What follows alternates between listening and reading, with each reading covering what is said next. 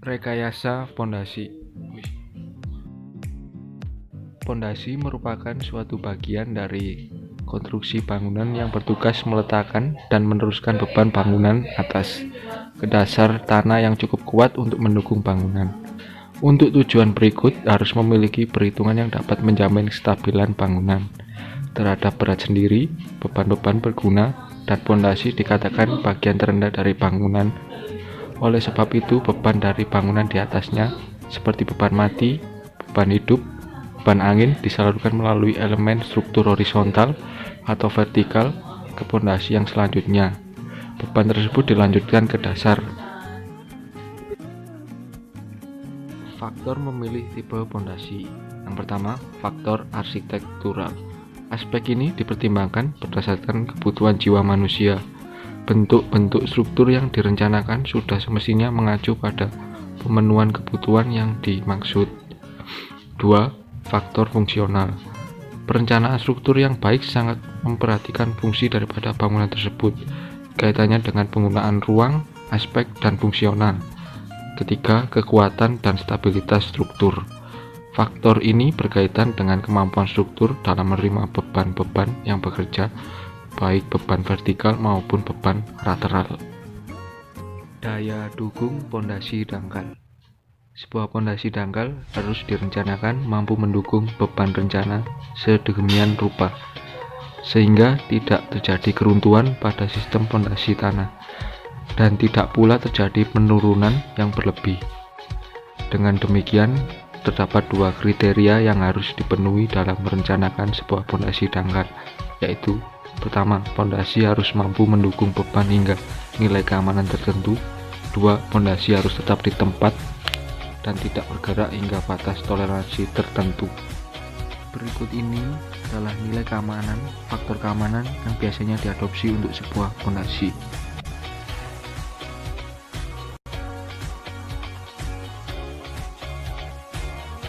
Pada umumnya, pondasi dangkal berupa telapak yang pondasinya mendukung bangunan secara langsung pada tanah pondasi. Kedua, pondasi memiliki kesatuan dengan bagian utama bangunan sehingga merupakan konstruksi yang monolit.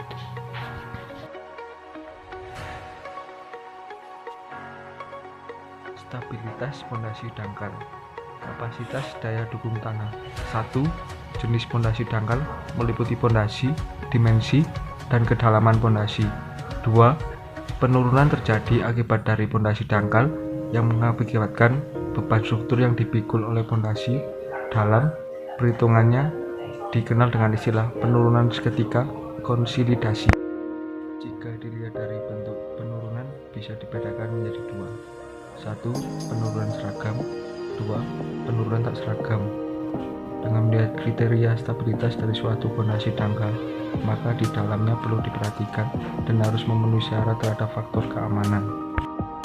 Secara singkat dapat disimpulkan bahwa pondasi dangkal 1. Kapasitas daya dukung batas milit lebih besar tegangan kontak yang diakibatkan oleh beban luar.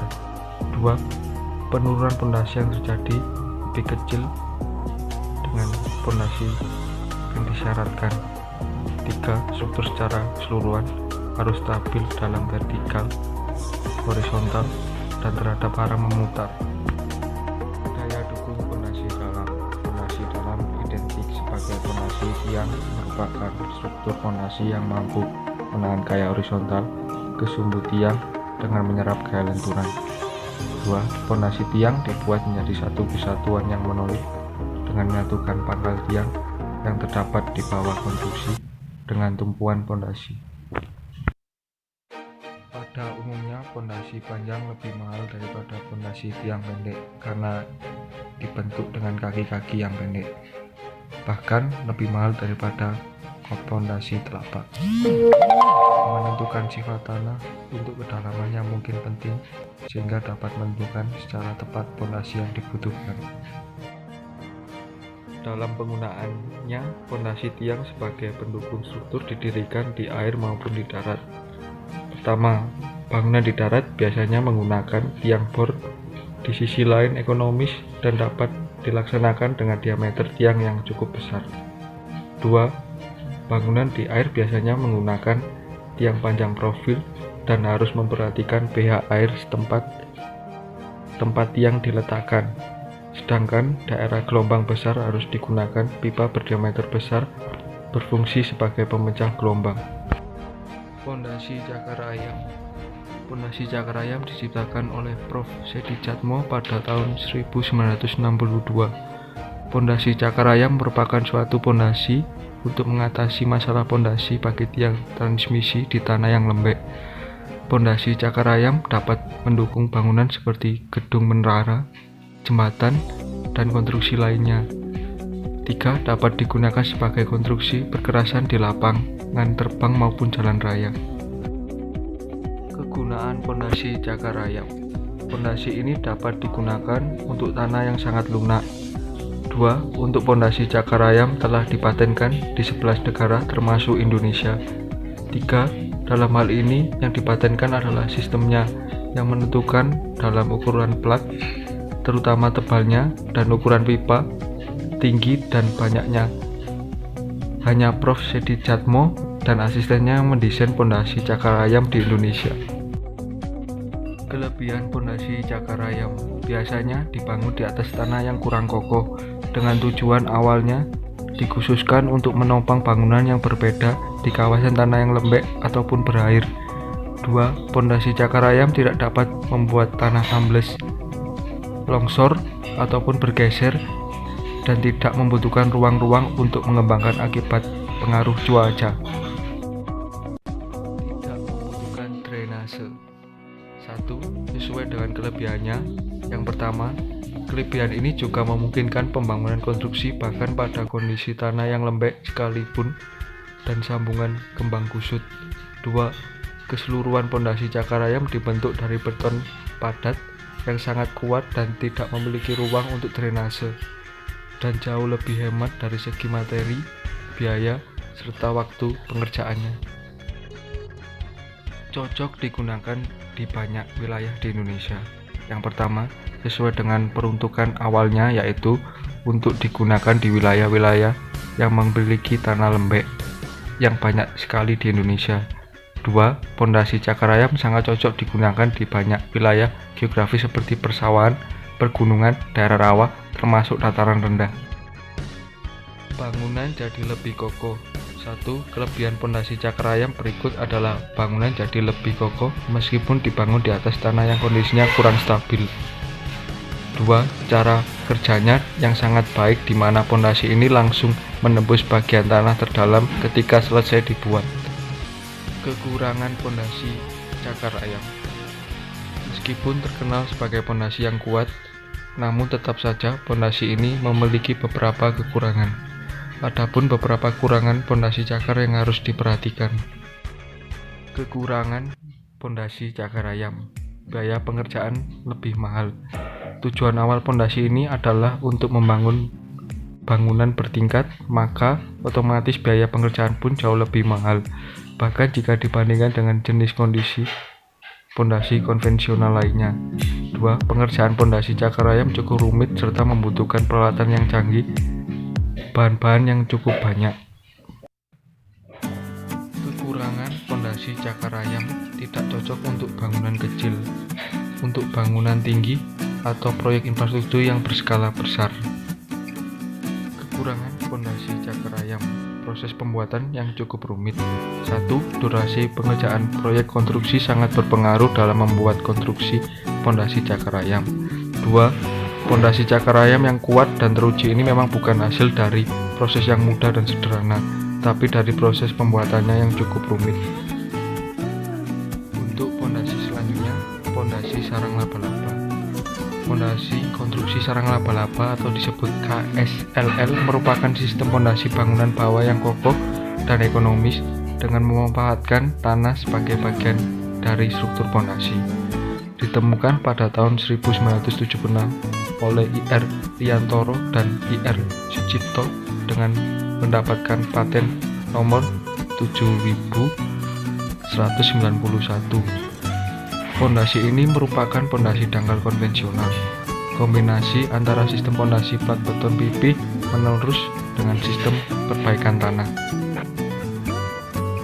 Prinsip yang diterapkan dalam pondasi sarang laba-laba. 1. Memanfaatkan tanah sebagai bagian dari struktur pondasi. Tanah yang mencapai 90% bahan konstruksi ini membuat KSLN menjadi lebih ekonomis dengan menghemat penggunaan beton dan besi beton. 2. Menyatukan elemen-elemen pada sistem pondasi menjadi satu kesatuan fungsi yang harmonis dan monolit.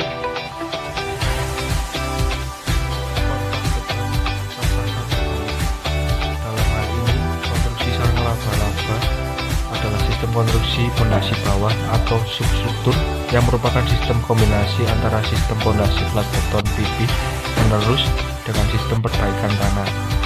Kombinasi ini berakibat adanya kerjasama timbal balik yang saling menguntungkan. Rip-rip tegak kaku tersebut diatur membentuk petak segitiga dari tampak atas dengan hubungan kaku atau rigid. Ada 3 jenis rip dalam konstruksi pondasi laba-laba. Pertama, rip settlement, dan di sini adalah penjelasannya. Kedua, rip konstruksi, berfungsi untuk menyebarkan gaya pengaku plat pondasi dan pelindung tanah yang telah dipadatkan. 3. Rip pembagi, dan ini adalah penjelasannya. Sistem kerja pondasi laba-laba. Umumnya, perbaikan tanah asli mendahului pekerjaan pondasi. Akibatnya, untuk daerah di mana permukaan air tanah yang tinggi membuat perbaikan tanah menjadi sulit. Selain itu, kepadatan tanah yang dihasilkan kurang memuaskan, sehingga dengan daya dukung tanah dan risiko diferensial statement menjadi besar. Keunggulan menggunakan pondasi sarang laba-laba. Yang pertama, membuat perbaikan tanah menjadi lebih mudah, murah, dan sempurna. 2. Alat yang digunakan cukup tamping reamer yang kecil. 3. Sistem pondasi punya kekakuan atau rigidity jauh lebih tinggi dan bersifat monolit dibanding dengan sistem pondasi. 4. Plat konstruksi sarang laba-laba didesain berfungsi untuk plat pondasi, sapi tank, bak reservoir, lantai, pondasi tangga, kolom praktis, dan dinding.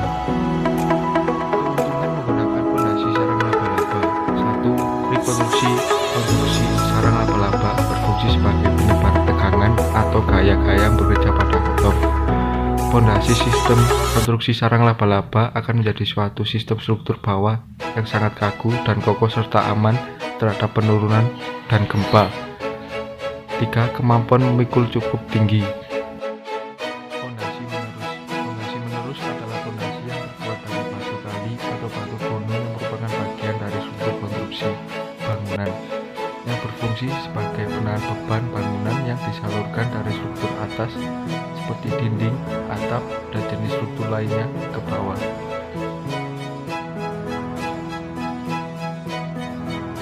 Pondasi menerus merupakan salah satu dari pondasi dangkal yang tidak memerlukan kedalaman yang terlalu dalam. Galian tanah yang dibutuhkan untuk membuat pondasi menerus. Kedua, tidak lebih dari 1 meter asalkan telah memenuhi syarat yang telah ditentukan. Pondasi ini biasanya dipakai untuk mendukung bangunan yang tidak bertingkat seperti rumah tinggal, ruko, dan sering diterapkan pada pondasi di daerah tanah yang berstruktur keras. Ciri-ciri pondasi menerus. Pertama, ukuran sangat besar dan terletak pada kedalaman yang sama. 2. Dipasang di bawah seluruh dinding penyekat dan kolom. 3. Biasanya digunakan sebagai pondasi bangunan tidak bertingkat. 4. Untuk tanah lembek, dibuat dari slup memanjang bagian bawah, diperlebar menjadi plat.